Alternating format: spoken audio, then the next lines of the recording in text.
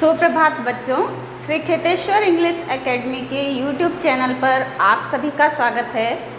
हम पढ़ रहे हैं कक्षा 10 में आपकी हिंदी पाठ्य पुस्तक क्षितिज के गद्य खंड से पाठ 12 ईदगाह। ईदगाह पाठ के लेखक हैं मुंशी प्रेमचंद, जिनका जन्म 1880 में और जिनकी मृत्यु 1936 ईस्वी में हुई थी।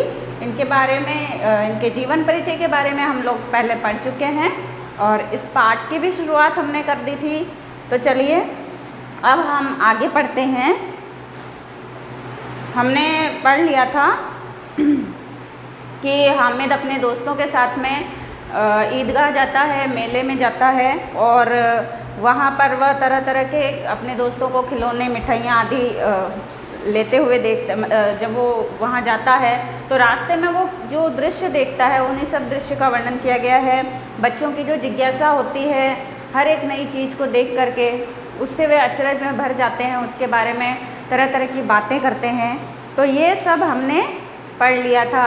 जब उसके दोस्त जो है वो बताते हैं कि हलवाइयों के दुकान में बहुत सारी मिठाइयाँ होती है जो रात को बड़ा सा जिन आकर के ले जाता है। तो हामिद कहता है कि अगर मैं इस जिन को खुश कर लूँ तो फिर मैं जो चाहे उनसे करवा सकता हूँ। तो इस प्रकार से हमने यहाँ तक पढ़ लिया था। आज हम पढ़ रहे हैं पेज नंबर 50 से इस पाठ में आगे। तो देखिए बहुत ही अच्छी कहानी है, आप जब पढ़ेंगे तो आपको बहुत इंटरेस्ट आएगा इसमें। जब हामिद ने कहा कि लोग जिन को कैसे खुश कर लेते होंगे, कोई मुझे यदि वह मंत्र बता दे तो मैं भी उस जिन को खुश कर सकता हूँ। तो मोहसिन कहता है कि अब यह तो मैं नहीं जानता, लेकिन चौधरी साहब के काबू में बहुत से जिन्नात हैं। कोई चीज़ चोरी हो जाए, चौधरी साहब उसका पता लगा देंगे और चोर का नाम भी बता देंगे। जब हामिद ऐसा पूछता है तो हामिद जब जिन के बारे में कहता है कि लोग कैसे खुश करते होंगे, यदि ये मंत्र मुझे पता चल जाए तो मैं भी जिन को खुश कर सकता हूँ। तब जो मोहसिन है वो कहता है कि मुझे नहीं मालूम कि किस प्रकार से खुश करते होंगे, लेकिन इतना पता है कि चौधरी साहब के पास में ज़रूर कोई जिन है, बहुत सारे जिन हैं और इसी से वे सबको काबू में मतलब जिनको काबू में रख करके उससे सारे काम करवा लेते हैं। यदि किसी के यहाँ पर चोरी हो जाए तो वे तुरंत बता देते हैं कि चोर कहाँ है। और बड़ी मासूमियत के साथ में वो एक घटना का उल्लेख करते हुए कहता है कि एक दिन जब जुमराती के गाय का बछड़ा चोरी हो गया था तो उसका पता भी उन्होंने तुरंत बता दिया था और कह दिया था कि वह उनके मवेशी खाने में है। और इस प्रकार से ऐसा लगता है कि जिन वगैरह आकर के सारी खबर उन्हें देते हैं। तो ये मतलब बहुत ही इस बात से, इस घटना से पता चलता है कि बच्चे कितने मासूम होते हैं और अपने अनुसार ही वो सारी बातों को सोच लेते हैं, बड़ी मासूमियत के साथ में वे सोच लेते हैं। अब उसकी इस प्रकार से ये बात उसने बताई तो उसके समझ में आ गया कि चौधरी के पास में इतना धन क्यों है और क्यों उनका इतना सम्मान है। हामिद को लगा कि शायद इतने सारे जिन हैं तभी चौधरी के पास में इतना धन है और इतने सारे जिन हैं उसके पास में। अब वे थोड़ा आगे बढ़े, आगे पुलिस लाइन आई। पुलिस लाइन में उन्होंने देखा कि यहाँ पर जो कांस्टेबल है वे कवायद करते रहते हैं, गश्त करते रहते हैं और बेचारे घूम घूम कर के पहरा देते हैं ताकि चोरियाँ ना हो।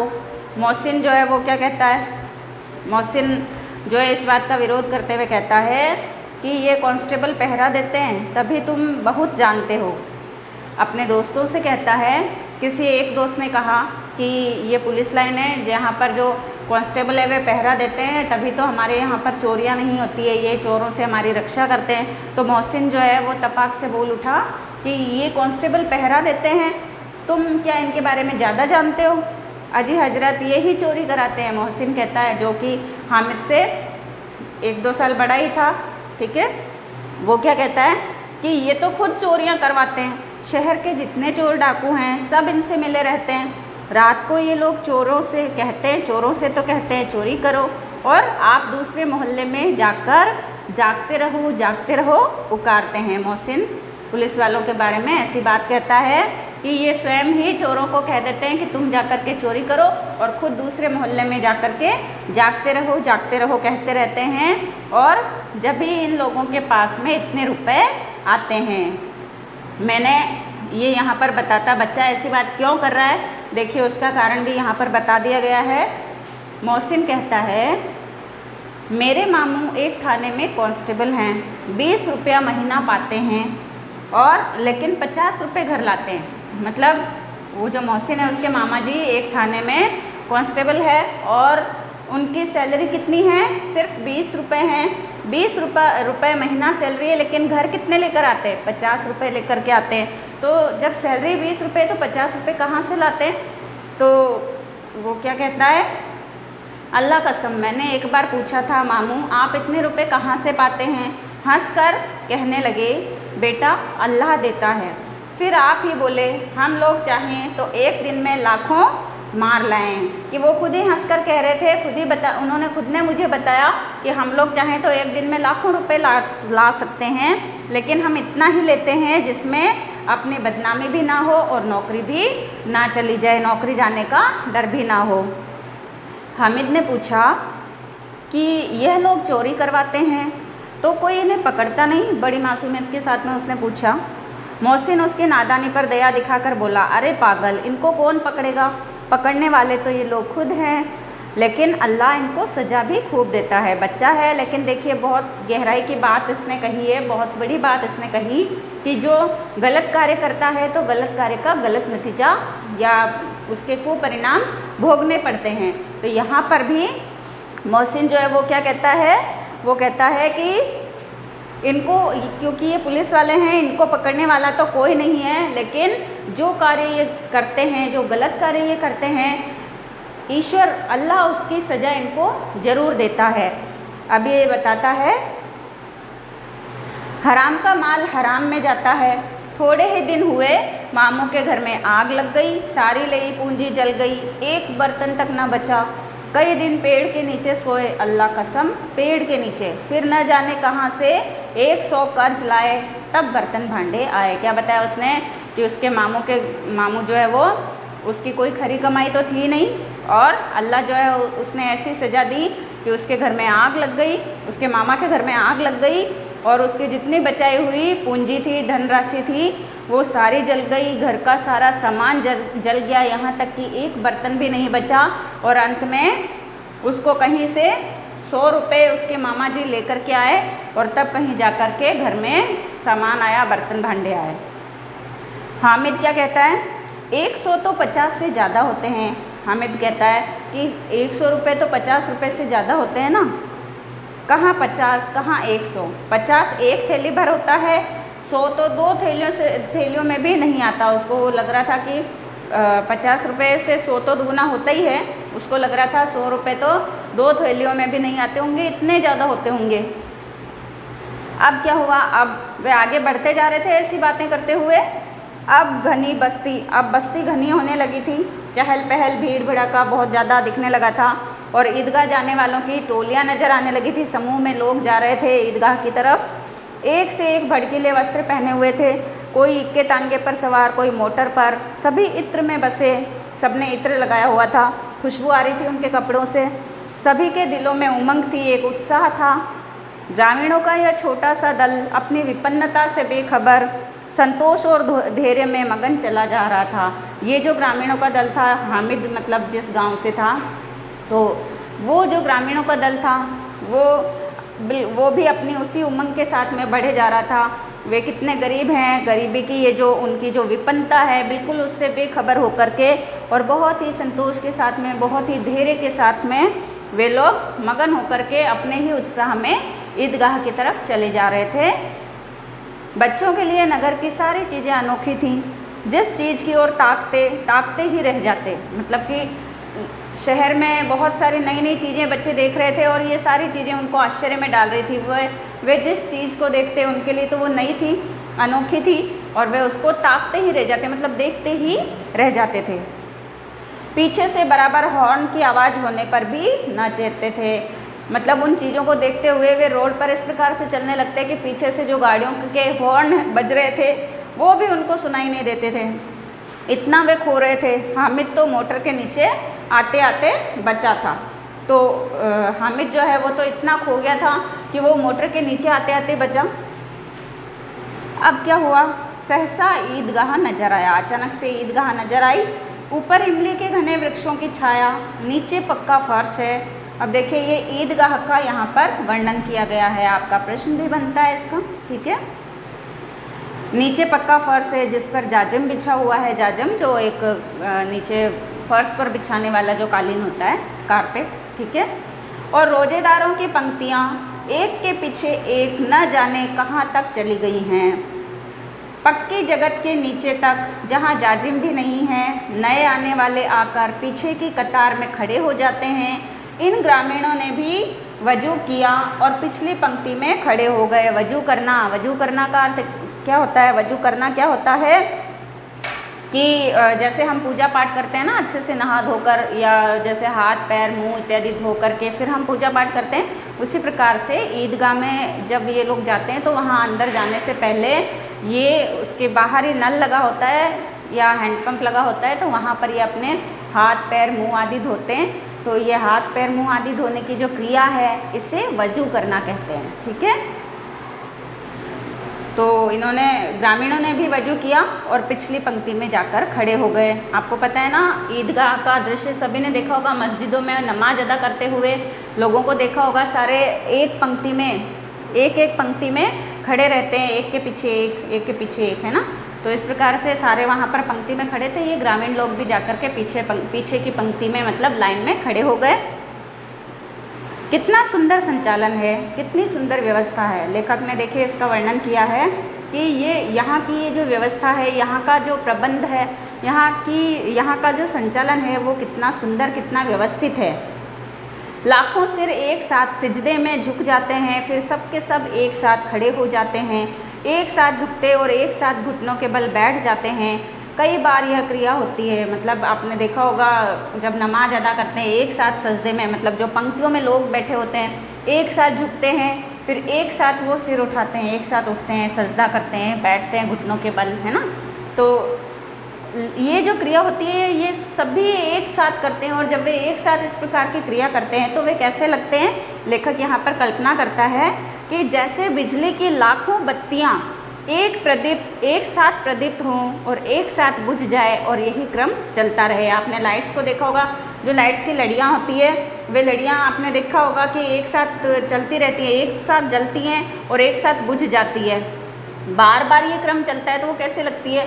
उसी प्रकार से जब ये नमाज में सजदा करते हैं तो उस समय एक साथ झुकते हैं, सिर झुकाते हैं घुटनों के बल बैठकर, और एक साथ खड़े होते हैं, तो उस समय ये क्रम उनका भी जो बार बार चलता है तो ऐसे लगता है लाखों बत्तियाँ एक साथ जल रही है, एक साथ बुझ रही है, और इस प्रकार से लगातार ये क्रम चलता रहता है। कितना अपूर्व दृश्य था जिसकी सामूहिक क्रियाएं, विस्तार और अनंतता हृदय को श्रद्धा, गर्व और आत्मानंद से भर देती थी। मानो भ्रातृत्व का एक सूत्र इन समस्त आत्माओं को एक लड़ी में पिरोए हुए है। ऐसा लग रहा था कि कैसा अपूर्व दृश्य है, अपूर्व मतलब जैसा पूर्व में कभी नहीं देखा गया ऐसा दृश्य। और उसकी ये जो सामूहिक क्रियाएं हैं, मतलब नमाज अदा करने की जो क्रियाएं हैं, इसका विस्तार और अनंतता को श्रद्धा, गर्व और आत्मानंद से भर देती थी। मतलब ये जो क्रिया है इसको देख करके और मन जो है, हृदय जो है वो बिल्कुल उदार हो जाता है, मन में एक श्रद्धा का भाव जाग जाता है, एक गर्व की और एक अंदर से, हृदय से, आत्मा से आनंद की अनुभूति होने लगती है। और ऐसे लगता है कि सबकी आत्माएं मानव भ्रातृत्व के एक सूत्र में पिरो दी गई है। तो बच्चों ये यहाँ इसका पहला भाग समाप्त होता है। फिर हम बढ़ते हैं इसके दूसरे भाग की तरफ।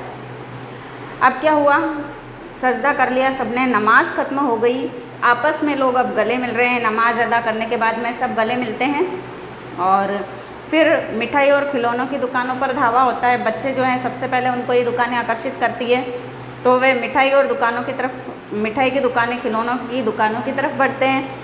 और ग्रामीणों का यह दल इस विषय में बालकों से कम उत्साही नहीं है। बच्चे तो बच्चे, जो बड़े हैं, ग्रामीण लोग जो हैं, वे बड़े लोग जो हैं, उनमें भी बच्चों के समान ही यहाँ उत्साह दिखाई दे रहा है। यह देखो हिंडोला है, बड़ा सा झूला आपने देखा होगा ना, मेले में सबसे बड़ा झूला वो होता है हिंडोला, ठीक है। तो यह देखो हिंडोला है, 1 पैसा देकर चढ़ जाओ। कभी आसमान पर जाते हुए मालूम होंगे तो कभी ज़मीन पर गिरते हुए। यह चरखी है, लकड़ी के हाथी, चरखी देखी होगी जिसमें मतलब वो भी एक झूला होता है। हिंडोला तो पूरा ऐसे घूमता है और जो चरखी होती है वो ऐसे घूमती है ना। तो उसमें आपने देखे होंगे ऊंट, घोड़े, हाथी आदि के जो लकड़ी के जो खिलौने से बने होते हैं उनके ऊपर बैठकर बच्चों को झूला झुलाया जाता है ना, बैठाकर बच्चों को झूला झुलाया जाता है। तो वो होती है चरखी। यह चरखी है, लकड़ी के हाथी, घोड़े, ऊंट छड़ों से लटके हुए हैं। छड़ों से मतलब लोहे की ऐसे जंजीरों से वो लटके हुए हैं। 1 पैसा देकर बैठ जाओ और 25 चक्कर का मज़ा ले लो। 1 पैसा दो और झूले में वो 25 चक्कर लगवाते हैं। महमूद और मोहसिन और नूरे और सम्मी इन घोड़ों और ऊँटों पर बैठते हैं। देखिए महमूद और मोहसिन तो किस पे बैठते हैं? घोड़ों पर। और नूरे और सम्मी ऊँटों पर बैठते हैं। हामिद दूर खड़ा हुआ उनको देखता रहता है। 3 पैसे तो उसके पास है। मेले में हामिद कुल 3 पैसे ही लेकर के आया है। अपने कोष का 1/3 जरा सा चक्कर खाने के लिए नहीं दे सकता है। उसके पास 3 ही तो पैसे हैं जरा से ये झूले खाने के लिए, वह इन पैसों को खर्च नहीं करना चाहता था। अब सब चरखियों से उतरते हैं, अब खिलौने लेंगे। इधर दुकानों की कतारें लगी हुई है। मेले में देखा ना आपने, दोनों तरफ दुकानें लंबी कतारें लगी रहती है, दुकानों की लाइनें लगी रहती है। उन पर तरह तरह के खिलौने हैं। क्या कौन कौन से खिलौने हैं देखिए? सिपाही और गुजरिया, राजा और वकील, भिश्ती और साधु। वाह कितने सुंदर खिलौने हैं। अब बोला ही चाहते हैं, मतलब ऐसे लगता है इन खिलौनों को देख के मानो ये अभी सजीव हो उठेंगे, अभी बोल पड़ेंगे। महमूद कौन सा खिलौना लेता है? सिपाही लेता है। इनको आप अंडरलाइन करेंगे कि कौन सा बच्चा कौन से खिलौने लेता है, ठीक है। तो महमूद सिपाही लेता है, खाकी वर्दी और लाल पगड़ी वाला, कंधे पर बंदूक रखे हुए मालूम होता है और अभी कवायद किए चला आ रहा है। कवायद करना लेफ़्ट राइट करते हुए चला आ रहा है उसका जो सिपाही है, ठीक है। मोहसिन को भिश्ती पसंद आया। भिश्ती कौन होता है? जो पानी भरने वाला व्यक्ति होता है उसको कहते हैं भिश्ती, ठीक है। कमर झुकी हुई है, ऊपर मशक रखे हुए। मशक क्या होती है? वो जो भिश्ती है उसकी पूरी कमर यूँ झुकी हुई है और उसके हाथ में एक मशक मतलब एक थैला, कंधे पर एक थैला लटका हुआ है। मशक पानी भरने का चमड़े का बना हुआ एक थैला होता है जिसको मशक कहते हैं। पहले के समय में रेगिस्तानी इलाकों में इस मशक का बहुत प्रयोग किया जाता था, ठीक है। काफ़ी समय तक इसमें पानी ठंडा रहता है। तो मोहसिन को भिश्ती पसंद आया, उसने भिश्ती खरीदा। मशक का मुंह एक हाथ से पकड़े हुए है। एक हाथ से उसने मशक का ऐसे मुंह पकड़ा हुआ है खिलौने ने, और कितना प्रसन्न है। शायद कोई गीत गा रहा है। ऐसे लग रहा है कि ये भिश्ती जो है कोई गीत गा रहा है। अब बस मशक से पानी उड़ेला ही चाहता है। ऐसे लग रहा है जैसे गीत गाते हुए वो उस मशक से पानी उड़ेलने के लिए तैयार है। नूरे को वकील से प्रेम है। नूरे को वकील वाला खिलौना पसंद आया है। कैसी विद्वता है उसके मुख पर। एक एक खिलौनों का देखिए कितना सुंदर यहाँ पर लेखक ने, प्रेमचंद जी ने वर्णन किया है। तो लेखक कहते हैं कैसी विद्वता है उसके मुख पर। ऐसे लगता है कि बड़ा ही विद्वान वकील है। काला चोगा, नीचे सफ़ेद अचकन जैसा वकील पहनता है। वकील की जो ड्रेस होती है ना उसके बारे में वर्णन किया है। नीचे सफ़ेद अचकन है। अचकन के सामने की जेब में घड़ी, सुनहरी जंजीर, एक हाथ में कानून का पोथा। कानून का पोथा मतलब बड़ी सी कानून की बुक, लॉ की बुक ले रखी है हाथ में। और उसने अचकन जो पहना हुआ है उसमें उसकी जेब में घड़ी लटक रही है, सोने की सी जंजीर से बंधी हुई है। और मालूम होता है अभी किसी अदालत से जिरह या बहस किए हुए ये चले आ रहे हैं। ये सब 2-2 पैसे के खिलौने हैं।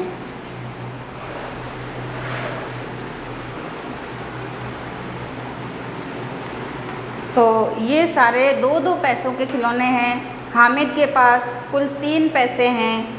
इतने महंगे खिलौने वह कैसे ले। हामिद का भी मन बहुत कर रहा था कि वो ये खिलौने खरीदे, लेकिन उसके पास केवल 3 पैसे हैं और खिलौने बहुत महंगे, तो वो कैसे ले सकता है। खिलौना कभी हाथ से छूट पड़े तो चूर चूर हो जाए, ज़रा पानी पड़े। अब वो मतलब मन में सोच रहा है हामिद कि वह इन खिलौनों पर अपने पैसे बर्बाद नहीं कर सकता, क्योंकि ये जो खिलौने हैं ये मिट्टी के खिलौने हैं, और यदि ये खिलौने हाथ से छूट जाएं तो ये चूर चूर हो जाएंगे, ज़रा पानी पड़ेगा तो इसका सारा रंग उतर जाएगा, और ऐसे खिलौने लेकर वह क्या करेगा, ये उसके किस काम के। इस प्रकार से वो अपने मन को समझा लेता है। हालांकि ये खिलौने उसे भी बहुत आकर्षित करते हैं। मोहसिन कहता है, मेरा भिश्ती रोज़ पानी दे जाएगा सांझ सवेरे, सांझ मतलब शाम को, सुबह शाम मेरा भिश्ती जो है वो रोज़ पानी दे जाएगा। बच्चे हैं, उन्होंने जैसे खिलौने खरीदे हैं उसके अनुसार ही वो व्यवहार कर रहे हैं। महमूद कहता है, और मेरा सिपाही घर का पहरा देगा सॉरी, कोई चोर आएगा तो फ़ौरन बंदूक फेर कर देगा। अगर कोई चोर आ गया तो मेरा सिपाही जो है वो घर का पहरा देते हुए क्या करेगा, वो उस बंदूक को घुमा करके उसको मारेगा। और नूरे क्या कहता है, और मेरा वकील खूब मुकदमा लड़ेगा। नूरे कहता है क्योंकि मेरा ये वकील है इसलिए ये तो मुकदमा लड़ेगा। हामिद खिलौनों की निंदा करता है, मिट्टी ही के तो हैं, मतलब क्योंकि हामिद ने तो खिलौने नहीं खरीदे तो वो कहता है कि क्या है, मिट्टी के ही तो खिलौने हैं। निंदा करना मतलब बुराई करना, ठीक है। वो उसके दोषों को गिनाता है, कहता है मिट्टी के ही तो खिलौने हैं, गिरे तो चकनाचूर हो जाए। और ललचाई हुई आंखों से फिर भी वो उन खिलौनों को देख रहा है, और वो चाहता है कि ज़रा सा वो हाथ में उनको ले सकता, अपने हाथ में लेकर के वो उनको देख सकता। और अचानक से उसके हाथ जो है उन बच्चों के उस खिलौनों को लेने के लिए, देखने के लिए लपकते हैं। लेकिन लड़के इतने त्यागी नहीं होते, लड़कों में वो त्याग की भावना नहीं होती, देने की भावना नहीं होती। विशेषकर जब अभी नया शौक़ है, नए नए खिलौने जब उन्होंने लिए हैं, उनकी बिल्कुल इच्छा नहीं है कि वो अपने खिलौनों को किसी और को दे। हामिद ललचाता रह जाता है, बस वो मन महसूस कर रह जाता है। बच्चे खिलौनों को हाथ नहीं लगाने देते उसे। और खिलौनों के बाद में बारी आती है मिठाइयों की। किसी ने रेवड़ियाँ ली, किसी ने गुलाब जामुन और किसी ने सोहन हलवा। मज़े से बच्चे खा रहे हैं और हामिद उनकी बिरादरी से पृथक है। बिरादरी से पृथक है मतलब हामिद बिल्कुल अलग खड़ा है। बच्चे जो है अपनी मनपसंद मिठाइयाँ खरीद करके खा रहे हैं, लेकिन किसी ने भी हामिद को मिठाई नहीं दी, किसी ने भी हामिद को कोई खाने की चीज़ नहीं दी, और वो अकेला साइड में खड़ा हुआ देख रहा है। अभागे के पास 3 पैसे हैं, क्यों कुछ लेकर नहीं खाता। 3 पैसे हैं, वो चाहे तो लेकर के खा सकता है। ललचाई आंखों से सबकी ओर देखता है। वो सोचता है 3 ही तो पैसे हैं, मैं इन मिठाइयों पर इनको कैसे बर्बाद कर सकता हूँ। और इस प्रकार वो एक तरफ खड़ा हुआ देखता रहता है। और जैसे छोटे बच्चों का स्वभाव भी होता है ना, कि वो किसी को अपनी कोई चीज़ देना नहीं चाहते। उन्हें लगता है कि बस जो मेरे पास है वो मेरी चीज़ है और इसको कोई और ना ले। तो ऐसे बच्चों की मतलब स्वाभाविक प्रवृत्ति होती है कि वो अपनी चीज़ किसी को देना नहीं चाहते हैं। तो बच्चों ने भी नहीं दी। मोहसिन क्या कहता है हामिद को चिढ़ाने के लिए मोहसिन कहता है कि हामिद रेवड़ी ले जा, कितनी खुशबूदार है, क्योंकि मोहसिन ने रेवड़ियाँ खरीदी होती है। हामिद को संदेह हुआ, उसको शक हुआ, यह केवल क्रूर विनोद है, मतलब ये मेरे साथ गंदा मजाक कर रहा है। मोहसिन इतना उदार तो नहीं है, लेकिन यह जानकर भी वो उसके पास चला जाता है। वो मन में ये जानता है कि मोहसिन इतना उदार नहीं है कि वो उसको अपनी मिठाई या अपनी रेवड़ी दे दे, बस वो उसको चिढ़ाने के लिए ऐसा गंदा मजाक कर रहा है। लेकिन फिर भी बच्चा है वो, और इसलिए वो उसके पास में चला जाता है। मोहसिन दोने से एक रेवड़ी निकालकर हामिद की ओर बढ़ाता है। जो दोना होता है उसमें से वो एक रेवड़ी निकालता है, हामिद को देने के लिए हाथ बढ़ाता है। हामिद अपना हाथ जैसे ही फैलाता है वैसे ही मोहसिन क्या करता है, उस रेवड़ी को अपने मुंह में रख लेता है। महमूद, नूरे और सम्मी खूब तालियां बजा बजा कर हंसते हैं और हामिद खिसिया जाता है। जब मोहसिन ऐसा करता है, उसको चिढ़ाता है, चिढ़ा करके रेवड़ी खाता है, तो जो उसके दूसरे दोस्त होते हैं सम्मी, महमूद, नूरे, ये सब ज़ोर ज़ोर से ताली बजाकर हंसने लगते हैं। और इस समय हामिद को बहुत गुस्सा आता है, अंदर ही अंदर गुस्से को दबा करके वो रह जाता है, खिसिया जाता है, मतलब अपने गुस्से को, गुस्सा आता है लेकिन अपने गुस्से को वो अंदर ही दबा लेता है। मोहसिन क्या कहता है, अब की बार ज़रूर देंगे हामिद, अल्लाह कसम ले जा। हामिद क्या कहता है, रखे रखो। क्या मेरे पास इतने पैसे नहीं हैं? हामिद को गुस्सा आ जाता है, एक स्वाभिमानी मतलब बच्चा है, इस बात का भी पता चलता है। हामिद कहता है क्या मेरे पास पैसे नहीं हैं, मैं खरीद कर नहीं खा सकता, तुम रखो अपनी रेवड़ी को। सम्मी क्या कहता है, 3 ही तो पैसे हैं, 3 पैसे में क्या क्या लोगे? महमूद कहता है कि हमसे गुलाब जामुन ले जाओ हामिद, मोहसिन बदमाश है। हामिद को क्या कहता है महमूद कि मोहसिन तो बहुत बदमाश है, तुम ऐसा करो मैंने गुलाब जामुन लिए, तुम मुझसे गुलाब जामुन ले जाओ। हामिद अब क्या कहता है, हामिद कहता है मिठाई कौन बड़ी चीज़ है, कौन बड़ी नेमत है, किताब में इसकी कितनी बुराइयां लिखी है। बड़ी समझदारी वाली बात हामिद यहाँ पर करता है। हालांकि ऐसी बात नहीं है कि वो मिठाई खाना नहीं चाहता है या उसका मन नहीं है मिठाई खाने का, ऐसा नहीं है, लेकिन अभी क्योंकि उसने अपने पैसे खर्च नहीं किए हैं और वो ये चाहता है कि ये पैसे वो किसी ऐसी चीज़ पर खर्च करे जो उसके काम भी आए, तो इसलिए वो बहुत सोच समझकर उन पैसों को बड़ी समझदारी के साथ में खर्च करना चाहता है। इसलिए उसने ना खिलौने खरीदे, ना उसने झूले खाए, ना उसने मिठाइयाँ खरीद कर खाई। तो वो क्या कहता है हामिद महमूद से कि ये मिठाई कौन सी बड़ी चीज़ है, इसमें किताब में तो मतलब पढ़ने वाली किताबों में तो इसके बारे में बहुत सारी बुराइयां लिखी हुई हैं। मोहसिन क्या कहता है लेकिन दिल में तो कह रहे होगे मिले तो खा लें, अपने पैसे क्यों नहीं निकालते। मोहसिन ने क्या कहा, भले ही तुम ऊपर से ऐसी बातें कर रहे हो पर मन में तो यही कह रहे होगे कि अगर मिठाई मिल जाए तो मैं भी खा लूँ, तो फिर तुम्हारे पास तो पैसे हैं, तुम उनको खर्च क्यों नहीं करते हो। बच्चे हैं, बच्चों की जैसी बातें करते हैं, मन में किसी प्रकार का कोई मेल नहीं है, लेकिन यहाँ पर जो बच्चों की स्वाभाविक क्रियाएं हैं या फिर बच्चों की जो मतलब एक प्रकार से स्वभाव या प्रकृति होती है, बच्चे वैसा व्यवहार यहाँ कर रहे हैं। अब महमूद जो है वो क्या कहता है, हम समझते हैं इसकी चालाकी, जब हमारे पास सारे पैसे खर्च हो जाएंगे तो ये हमको ललचा कर खाएगा। महमूद जो है वो कहता है कि हाँ मुझे पता है ये ऐसा क्यों कर रहा है, ये अभी ये पैसे इसलिए खर्च नहीं कर रहा कि जब हमारे पैसे खर्च हो जाएंगे तब ये हमको ललचा कर दिखा कर खाएगा, और इसीलिए ये अभी कुछ भी नहीं खरीद रहा है। तो बच्चों ये यहाँ पर साथ में ये भी समझा दिया गया है, लेखक ने ये संकेत भी दिया है कि बच्चों की जो प्रकृति होती है वो कैसी होती है। मन उनका बहुत साफ होता है, लेकिन जो उनका स्वभाव होता है वो कैसा होता है। छोटे बच्चे जो होते हैं उनकी आदत होती है ना, आपने कई बार देखा होगा कि उनको कुछ खाने के लिए दे दिया जाए तो वो बैठे बैठे उसको या तो चाटते रहते हैं या हाथ में लेकर के बैठे रहते हैं और देखते हैं कि सारे खा रहे हैं। जब सारे खा लेते हैं उसके बाद में बच्चे जो एक दूसरे को दिखा कर चिड़ा करके खाना शुरू कर देते हैं और इस बात में उनको बहुत आनंद आता है। और इसी प्रकार से अपनी चीज़ जो है वो किसी को देना नहीं चाहते, लेकिन देने का वो नाटक ज़रूर करते हैं, इसमें भी उनको बहुत आनंद आता है। अगर उनके पास में कोई खिलौना है या कोई खाने की ही चीज़ है और कोई दूसरा बच्चा उनके सामने है या बड़ा भी उनके सामने है, तो वो क्या करेंगे, वो एक प्रकार से देने का नाटक करते हैं और जैसे ही हम उनसे लेने लगते हैं तो वो अपना हाथ पीछे खींच लेते हैं, या खाने की चीज़ है तो उसको खुद खा लेते हैं।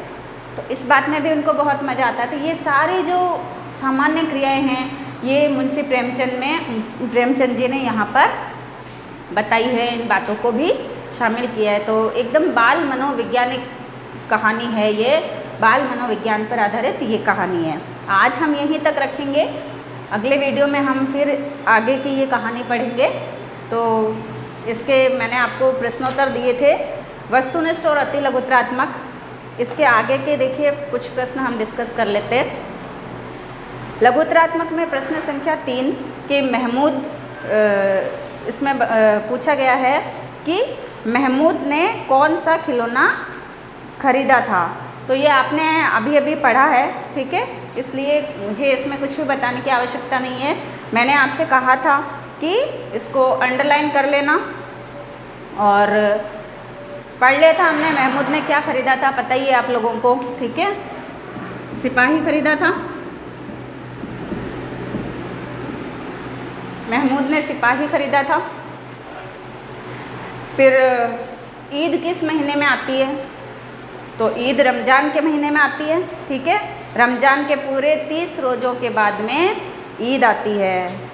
तो ये हमने स्टार्टिंग में पढ़ लिया था। देखिए 47 पेज नंबर की जो फर्स्ट लाइन है जहाँ पर आपका चैप्टर स्टार्ट हो रहा है वहाँ निशान लगा सकते हैं आप कि रमज़ान के पूरे 30 रोज़ों के बाद में ईद आती है।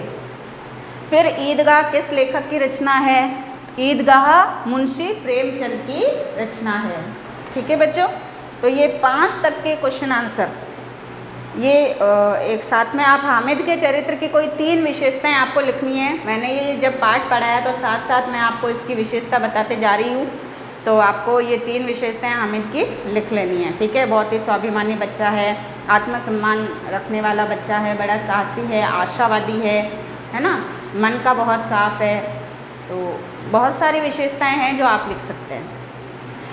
तो इस आज की कक्षा हम यहीं पर समाप्त करते हैं। प्रश्न संख्या लघुत्रात्मक में 3, 4, 5 और 6 ये आप होमवर्क में कर लेंगे। और आज आपका दिन शुभ हो।